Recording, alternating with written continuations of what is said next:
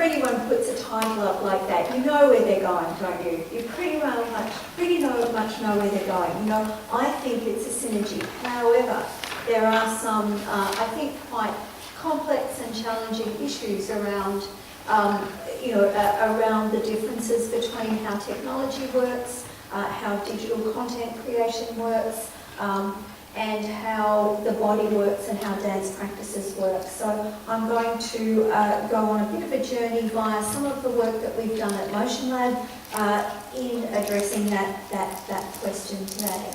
Motion Lab is a research centre based at Deakin University at Burwood, in our Burwood campus in Melbourne.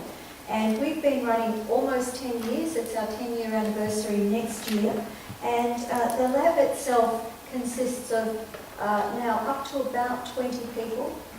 We have 3 postdocs, we have about 10 PhD students, and we have a range of research assistants and research artists that work with us on projects. So that team, while it's always fluid and it expands and contracts with different projects, has really been the basis for being able to delve into this exciting but sometimes challenging area of practice-based research in the digital arts, and particularly in dance. Just to give you an overview of the centre, because I think this is actually pertinent to, I guess, how my thinking has been formed.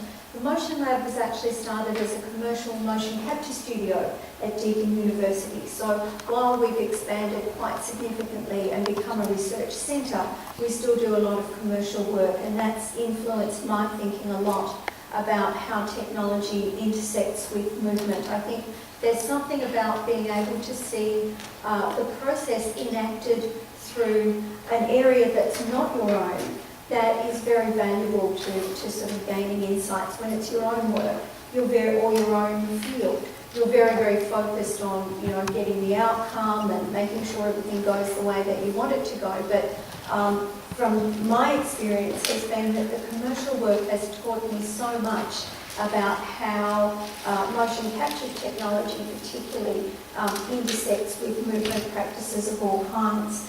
And up here you can see we've done all sorts of kind of wild and crazy things. On the left, that is a gorilla, that's a CG gorilla.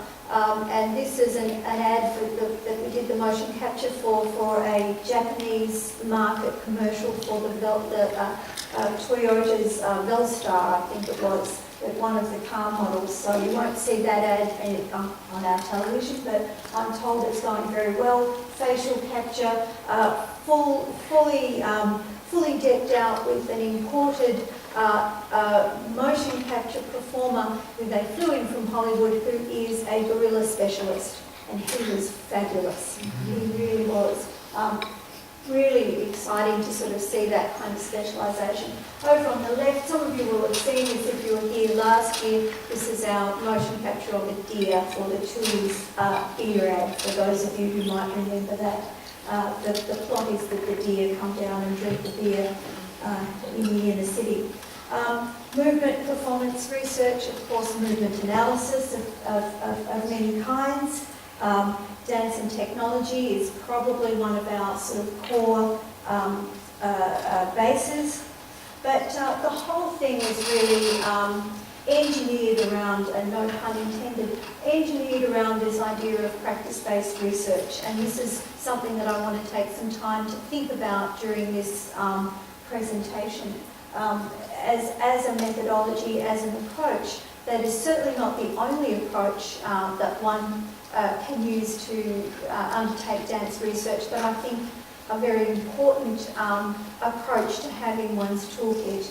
And the way I see and beginning to see this is that art creation can actually be a driver for innovation, both within the art form and beyond. So when I'm looking at a practice-based research project, I'm interested in there being an artwork, but I'm also interested in what the knowledge is that artwork generates, what the innovation is. And one of the advantages of practice-based research in a technological environment is the concept of fast prototyping.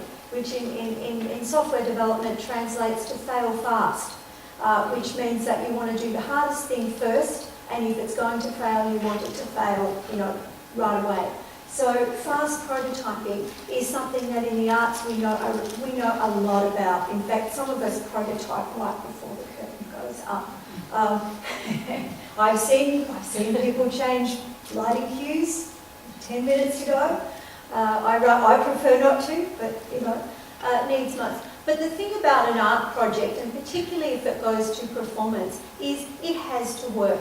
It has to go on, it has an audience, it has a very finite date, and particularly for the work that I do with the engineering group, and I'm actually a member of the strategic group for research group for engineering at Deakin University, and the thing that works for us is that we both understand fast prototyping, and I think too that the arts can perhaps an art project can perhaps bring an innovative take on something that may not occur if you just follow a sort of fairly linear, goal-directed problem-solving approach. So the arts can sometimes throw up, these crazy ideas that can turn into something. Of course, for every crazy idea that has legs, so to speak, there are a lot of crazy ideas that don't, and the arts do that as well. But I see that as a very interesting kind of methodological approach.